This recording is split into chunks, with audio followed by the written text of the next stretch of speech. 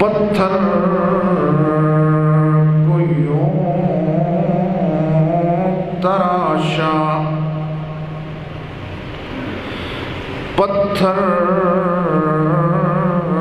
کو یوں تراشا، نگینا بنا دیا۔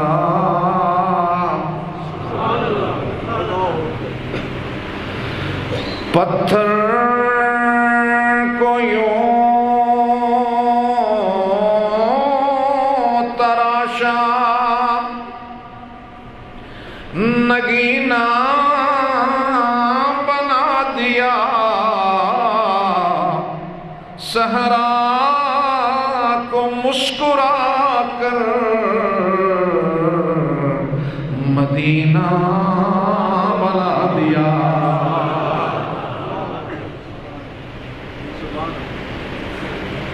پتھر کو یوں تراشا،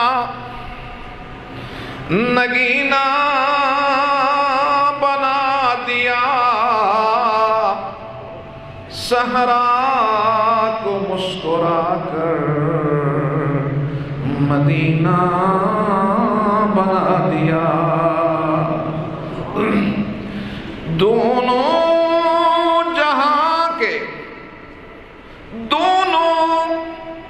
جہاں کے پھولوں کی خوشبو نچوڑ کر، دونوں جہاں کے پھولوں کی خوشبو نچوڑ کر، رب نے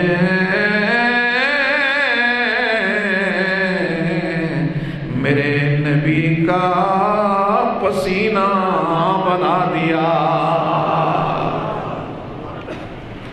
اللہم صلی علی محمد وعلی آل محمد کما صلیت علی ابراہیم وعلی آل ابراہیم انک حمید مجید۔ اللہم بارک علی محمد وعلى آل محمد كما باركت على إبراهيم وعلى آل إبراهيم إنك حميد مجيد۔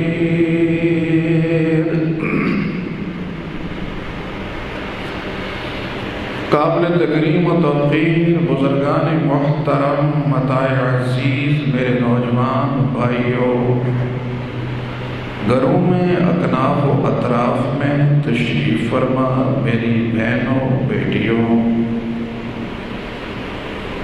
اور پوری دنیا میں آپ کے اس پروگرام کو دیکھا سنا بھی جا رہا ہے، میرے بے پناہ انتہائی قابل احترام بزرگوں، دوستوں، میرے رب کا کروڑ کرم ہے، اس کا فضل ہے، اس کا احسان ہے کہ اس نے صحت کے ساتھ، عافیت کے ساتھ، سلامتی کے ساتھ ایک سال کے بعد پھر 27ویں رات کو ہم سب کو مل کر اللہ کی بارگاہ میں دست سوال دراز کرنے کی توفیق عطا کی۔ سب کہتے ہیں الحمدللہ، بلند آواز سے کہنے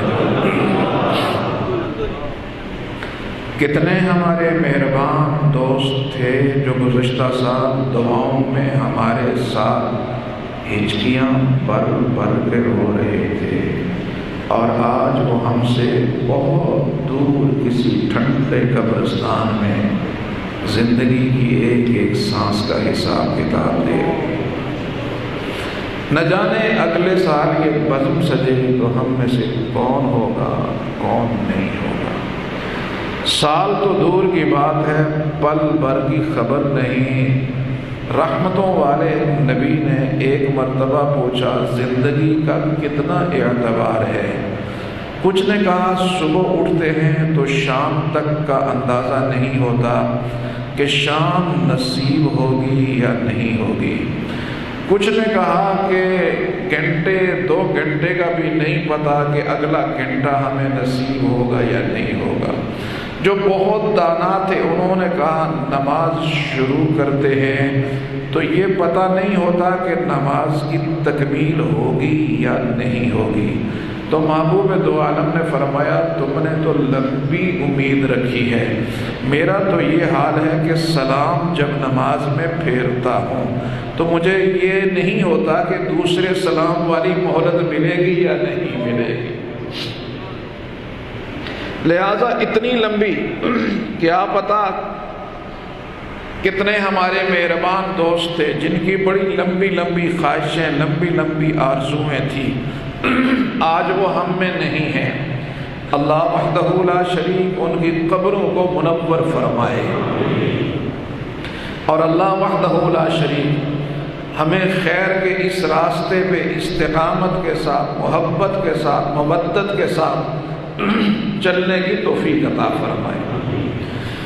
میرے بہت ہی قابل احترام دوستو، آج کی رات اگرچہ ہمارا کوئی اہتمام کے ساتھ پروگرام نہیں تھا کہ کوئی اجتماع کیا جائے گا، نہ ہی اس کی تشہیر کی گئی، نہ ہی اس کے اس طرح اعلانات کیے گئے،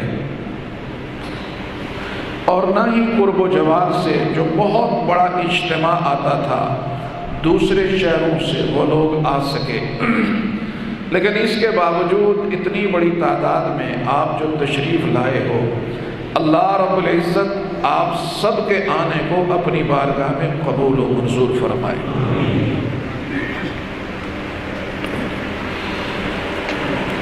اللہ وحدہ لا شریک آپ سب کے آنے کو اپنی بارگاہ میں قبول و منظور فرمائے۔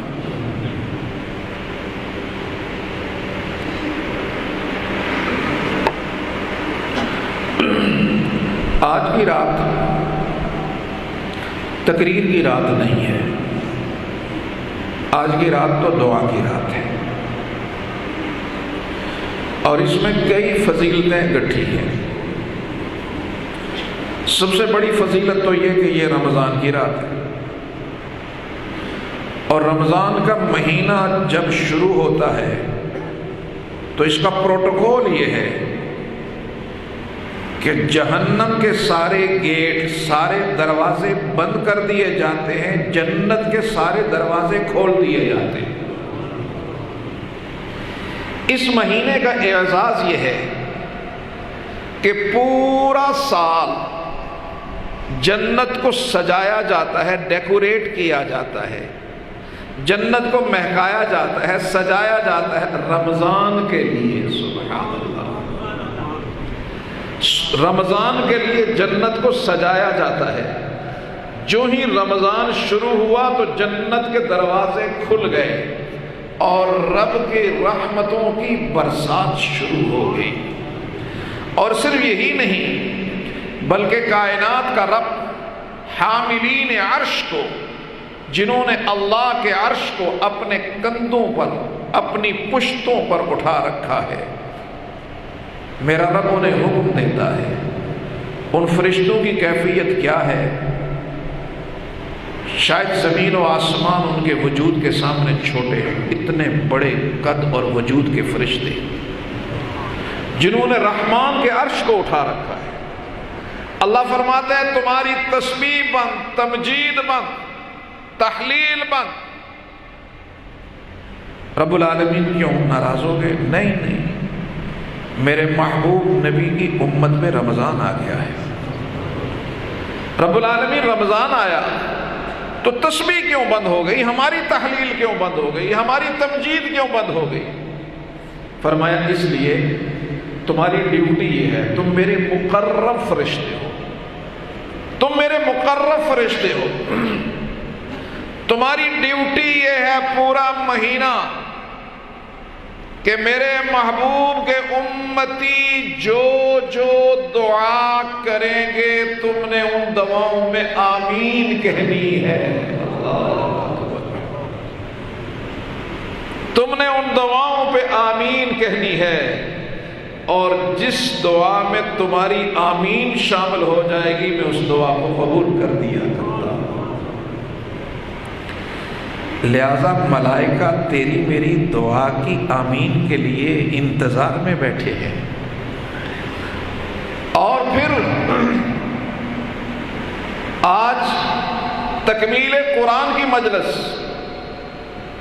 ہمارے عزیز حافظ خریم نے بہت عمدگی کے ساتھ قرآن کریم سنایا۔ جنہوں نے تراویح پڑھی ان کو پتہ، جنہوں نے نہیں آج بھی سنا ہوگا۔ اللہ ہمارے اس عزیز کی زندگی میں خوب برکتیں عطا فرمائے، اسے قرآن کا حقیقی معنوں میں حافظ، قاری، عالم بعمل بنائے، اور اپنے والدین کے لیے، ہمارے پورے خاندان کے لیے انہیں عزت کا ذریعہ بنائے۔ تکمیل قرآن کی مجلس کہ اس میں بھی جو دعا کی جاتی ہے اللہ وہ بھی قبول فرماتے ہیں۔ اور پھر اس کے ساتھ آج لیلۃ القدر، جس کے لیے حضرت ابی بن کعب رضی اللہ تعالی عنہ فرماتے ہیں کہ میں قسم اٹھا کے کہہ سکتا ہوں کہ لیلۃ القدر 27ویں رات کو ہوتی ہے۔ اور یہ ابی بن کعب کوئی معمولی انسان نہیں ہے، یہ مصطفیٰ کا وہ قاری ہے، یہ وہ قاری ہے کہ جس کی تلاوت کی فرمائش کائنات کا رب کرتا ہے، جس کی تلاوت کی فرمائش کائنات کا رب کرتا ہے۔ میرے محبوب ابی کو کہو کہ وہ قرآن پڑھے، وہ فرشوں پہ تلاوت کرے، میں رب عرشوں پہ اس کا قرآن سننا چاہتا ہوں۔ وہ کتنے بڑے نصیبوں والا ہوگا کہ جس کی تلاوت کی فرمائش کائنات کا رب کرے۔ یہ انسان ان بلندیوں پر کہ یہ اتنا بڑا کب بنتا ہے۔ ابو ذر غفاری رضی اللہ تعالی عنہ تشریف لا رہے ہیں تو جبریل امین وحی کی ملکوتی صدائیں پہنچاتے ہوئے رک گئے۔ پوچھا آقا یہ جو آ رہا ہے یہ ابو ذر غفاری ہے؟ فرمایا ہاں یہ ابو ذر ہے، لیکن یہ مستور الحال ہے، مدینہ کے لوگ بھی اسے اچھی طرح نہیں جانتے، آپ تو سید الملائکہ ہو، آسمانوں پہ رہتے ہو، آپ اس کو کیسے جانتے ہو؟ تو فرمایا آقا یہ آپ کے طریقوں پہ چل کے اتنا محترم، اتنا محتشم، اتنا معزز ہو چکا ہے کہ اس کو زمین والے اتنا نہیں جانتے جتنے آسمانوں والے اسے جانتے ہیں۔ چلتا زمین پر ہے، تذکرے آسمانوں میں ہو رہے ہیں۔ پتہ یہ چلا بڑا انسان کب بنتا ہے؟ جب وہ اللہ اور اس کے رسول کی نظروں میں بڑا ہو جائے، بڑا انسان ہو جائے۔ ایک صحابی ہے، کالے رنگ کا ہے، غلام ہے، بارگاہ رسالت میں آتا ہے، اپنے دیہات سے کچھ سبزیاں ترکاریاں لے کے آتا ہے،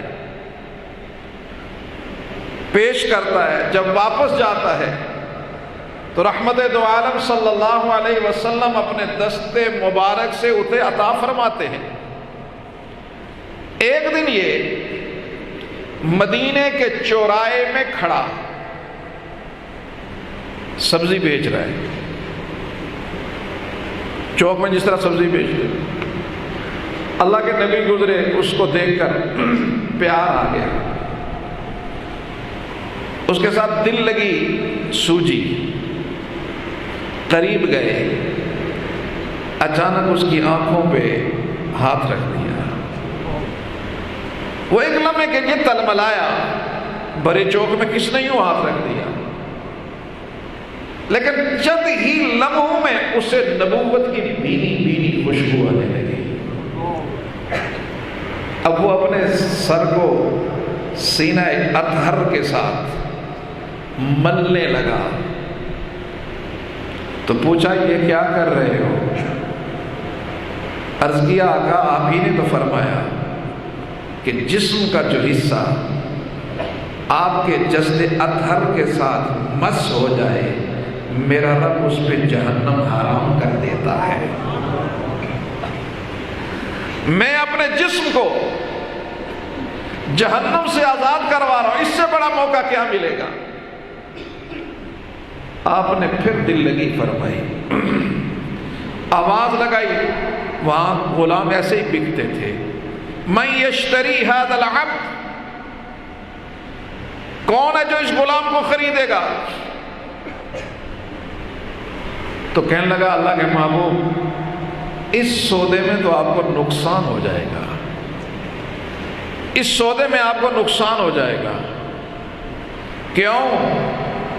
اللہ کے محبوب میں تو ردی ہوں، میں تو بیکار آدمی ہوں، کوئی ہنر ہے نہیں، کوئی شکل ہے نہیں، کوئی کام مجھے آتا ہے نہیں، مجھے کون خریدے گا؟ مجھے کون خریدے گا؟ جب یہ جملہ کہا نا، اب رحمتوں والے نبی نے اسے اپنے دونوں بازوں میں تھام لیا اور اس کے چہرے کو اپنے چہرے کے سامنے کر کے متبسم انداز میں فرمایا، ظاہر تو لوگوں کی نظروں میں پتہ نہیں قیمتی ہے یا نہیں ہے، لیکن تو اللہ اور اس کے رسول کی نظروں میں بہت قیمتی ہے۔ تو لہذا ایمان، مسلمان، اس کی قیمت کا اندازہ تب لگتا ہے جب وہ اللہ کی نظروں میں قیمتی بن جائے، اور اللہ کی نظروں میں قیمتی بننے کے لیے اعمال میں اخلاص بنیاد ہوتی ہے۔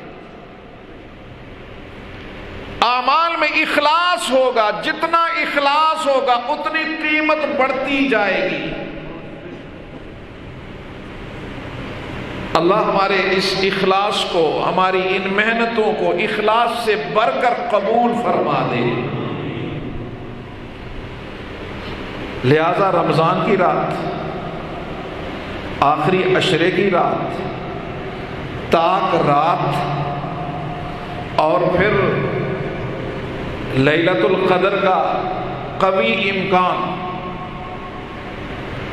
جس کے لیے رب فرماتا ہے ایک شخص 1000 مہینہ عبادت کیسی؟ پوری رات قیام،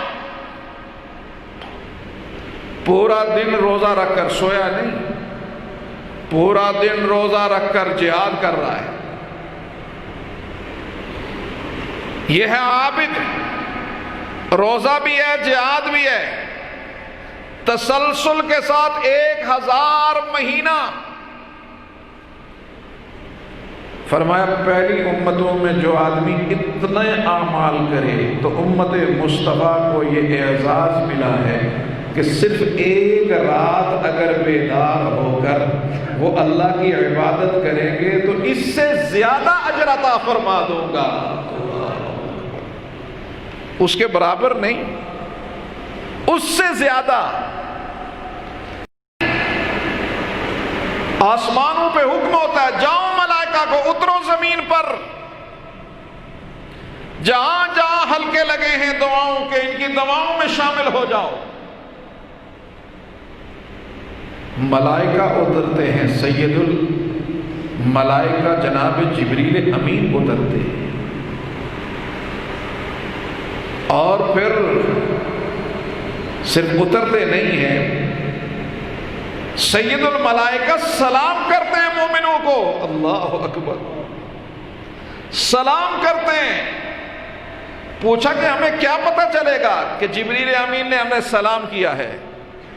فرمایا کہ جب بھی تمہاری کیفیت یہ بن جائے، دل میں خشیت پیدا ہو جائے، آنکھیں چھلکنے لگے، سمجھو کہ جبریل امین کا مصافحہ ہو گیا ہے۔ اللہ،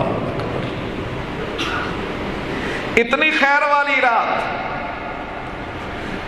اتنی خیر والی رات کو کائنات کا رب اعلان کرتا ہے، اعوذ باللہ من الشیطان الرجیم، بسم اللہ الرحمن الرحیم،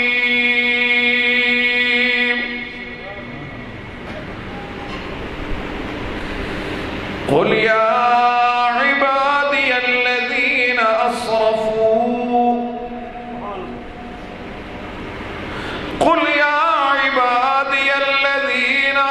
غفور لا تقنطوا من رحمت اللہ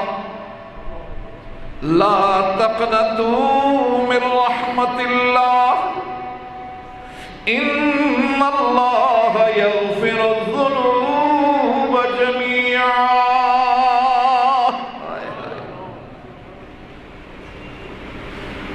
اے میرے محبوب بتا دو کن کو؟ ان لوگوں کو، اپنی امت کو نہیں، امت کے لوگوں کو نہیں. قرآن کا اسلوب دیکھو. قل محبوب میرے بتا دو کن کو؟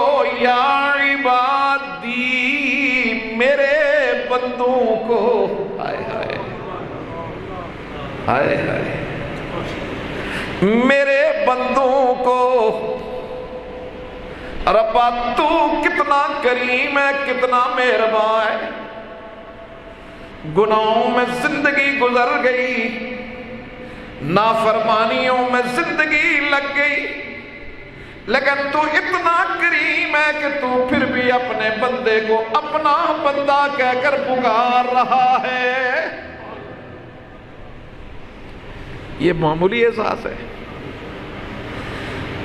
محبوب دو عالم صلی اللہ علیہ وسلم معراج والی رات جب عرش اعظم سے اوپر چلے گئے، رب العالمین نے پوچھا محبوبم بتا آج تجھے کس لقب سے پکاروں؟ یا ایھا النبی کہہ کر، یا ایھا الرسول کہہ کر، یا ایھا المزمل کہہ کر، یا ایھا المدثر کہہ کر، میرے محبوب بتا آج میں کون کون سا لقب دے کے تجھے پکاروں؟ اللہ کے نبی نے عرض کی رب العالمین تو جس طرح پکارے، تو خالق، تو مالک، میں تیرا بندہ. لیکن اگر آج تو پوچھ رہا ہے کہ آج کس لقب سے پکاروں، رب العالمین آج سارے القاب ایک طرف رکھ کر آج میرا دل چاہتا ہے کہ آج تو مجھے اپنا بندہ کہہ کر پکار. ہائے ہائے. وَأَوْحَى إِلَىٰ عَبْدِهِ ہائے ہائے سبحان الذي أسرى بعبده. یہ اتنا بڑا اعزاز کہ نبی مانگ کر کہے عرش اعظم پر کہ مجھے اپنا بندہ کہہ کر پکار. رب اتنا کریم ہے کہ گناہگار کو کہتا ہے یا عبادی. ہائے ہائے. لیکن یہاں ایک چیز میں اکثر بتایا کرتا ہوں. ایک جگہ قرآن نے ذکر کیا، ایک قرآن نے ایک جگہ ذکر کیا، اور وہ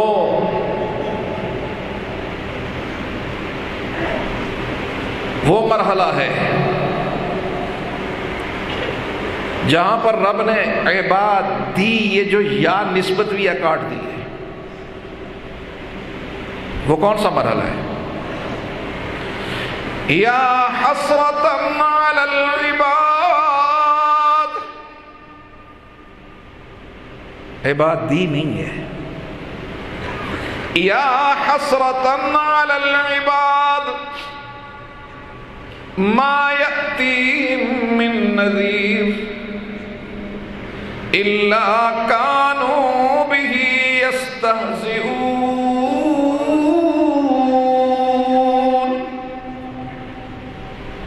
من رسول آتا ہے میرے یہاں، من نذیر آتا ہے کہ وہ رسول ہے. حافظو من رسول. یا حسرتاً علی العباد ما یأتیہم من رسول الا کانوا بہ یستہزئون۔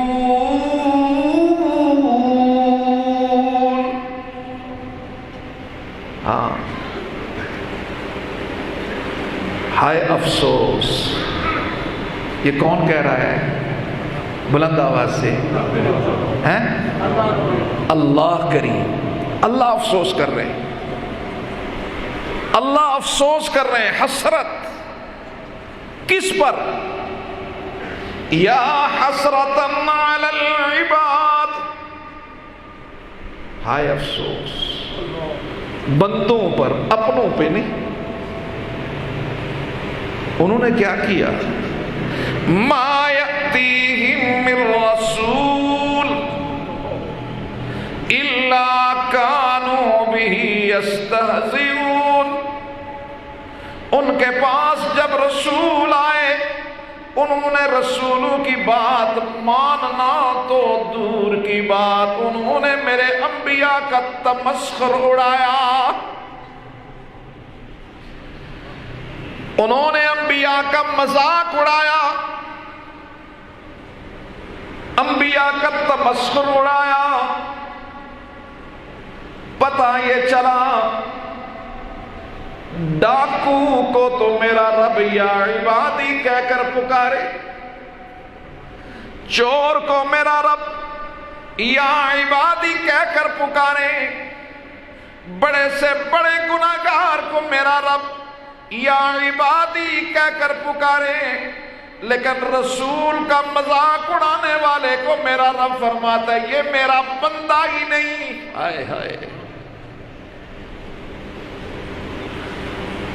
جنہوں نے رسول کا مذاق اڑایا، رسول کی سنتوں کا مذاق اڑایا، رسول کے وارثوں کا مذاق اڑایا، وہ بندگی سے نکل گئے، وہ بندگی سے نکل گئے۔ یاد رکھ، احتیاط کر، کہیں کوئی تیرا جملہ ایسا نہ ہو کہ اس میں دین کا تمسخر آ جائے اور میرے رب کی ذات کا جمال جلال سے بدل کر عبدیت ہی سے نکال نہ دے۔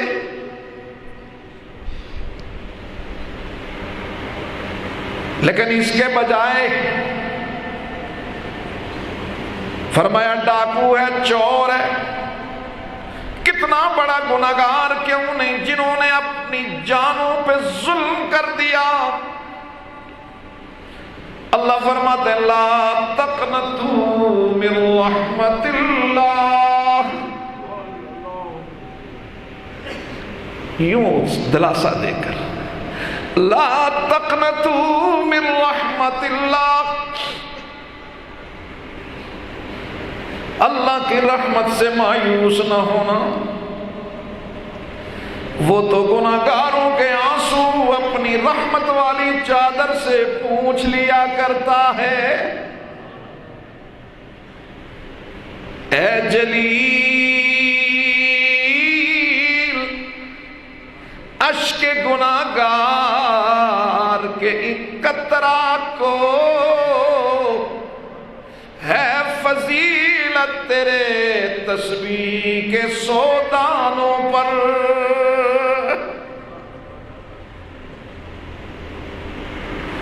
وہ گناہگاروں کو دلاسے دیتا ہے۔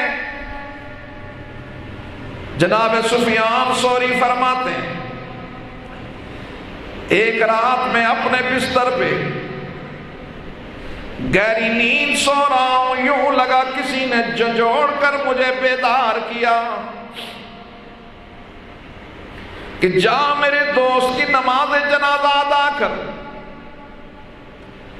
میں پریشان ہو کر، مضطرب ہو کر اٹھا، گلی میں تلاش کیا، تلاش کرتے کرتے دور نکر پہ دیکھا، ایک گھر میں جنازے کے آثار نظر آئے۔ جنازے میں شرکت کی، پتہ کیا تو پتہ چلا یہ تو محلے کا بڑا فلاں آدمی ہو. یہ کیا مرحلہ ہے؟ اسے تو بڑا گناہگار سمجھا جا رہا تھا اور مجھے حکم ہو رہا جا میرے دوست کی نماز جنازہ ادا کر. تدفین ہوئی، جنازہ پڑھایا، گھر آ کر پوچھا بتاؤ کیا عمل کیا اس نے؟ گھر والوں نے کہا کوئی عمل نہیں،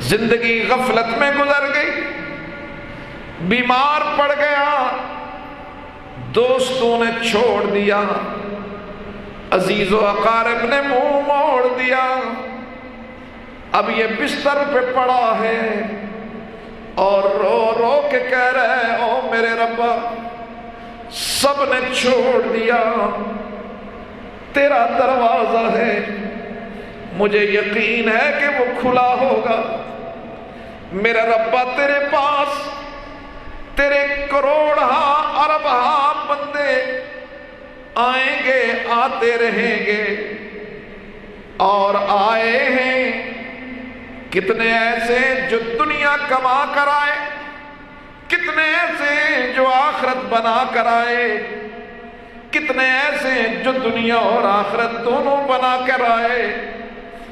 میرے ربا آج تیرے پاس تیرے بندوں میں وہ کمزور ترین بندہ آ رہا ہے جس کے ہاتھ میں نہ دنیا ہے، جس کے ہاتھ میں نہ آخرت ہے، نہ دنیا بنا سکا نہ آخرت بنا سکا. میرے ربا بس کرم کی بھیک مانگ رہا ہوں، تو غفار ہے، میری خطائیں کتنی کیوں نہ بڑھ جائیں پھر بھی محدود ہیں، تیری رحمت لا محدود ہے. یہ کہتا جا رہا ہے، تڑپتا جا رہا ہے، روتا جا رہا ہے. میرے رب کو اس کے آنسوں پہ پیار آ گیا اور جب انتقال ہوا تو وقت کے امام کو کہا جا میرے دوست کی نماز جنازہ ادا کر. اس لیے میرے قابل احترام دوستو، جب بندہ اس جزم کے ساتھ رب سے مانگے کہ میرا رب میری زندگی کی خطاؤں کو، غلطیوں کو، لغزشوں کو معاف کرنے والا ہے، تڑپ کر مانگے، دل کی گہرائیوں سے مانگے اور یہ سوچ کر مانگے پتہ نہیں پھر مانگنا نصیب بھی ہوتا ہے یا نہیں. اللہ کے محبوب نے فرمایا کہ دعا عبادت نہیں ہے، عبادت کا مغز ہے، مغز، لب، نچوڑ ہے، نچوڑ. لہذا دعا عبادت ہے مستقل. اپنی زندگی میں معمول بناؤ 20 سے 25 منٹ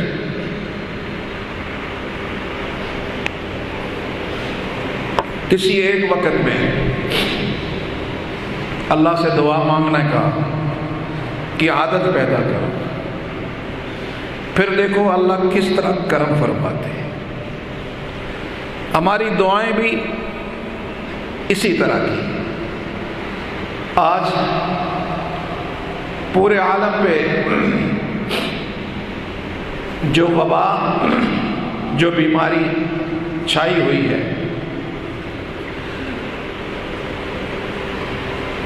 اس کی بنیادی وجہ یہ ہے کہ ہماری دعائیں کھوکھلی دعائیں ہیں. کہا کہ ایک بزرگ نے دعا کی،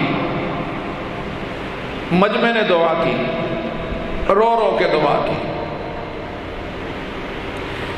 کہ بارشیں نہیں ہوتی، فصلیں نہیں ہو رہی، پھل نہیں ہو رہے.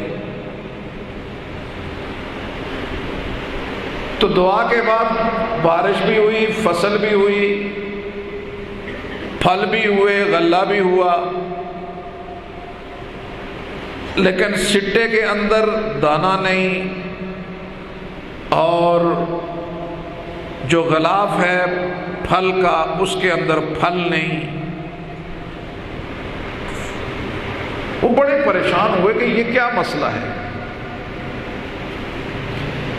تو وہ پھر روئے کہ اللہ یہ کیا ہے، دعائیں ہوئی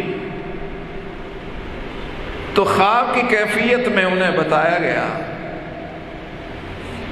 دعا تو کی ہے، دعا ظاہری تھی اس لیے ظاہری پھل بھی مل گئے، فصل بھی مل گئی، اندر اخلاص نہیں تھا اس لیے اس کا پھل نہیں آ سکا۔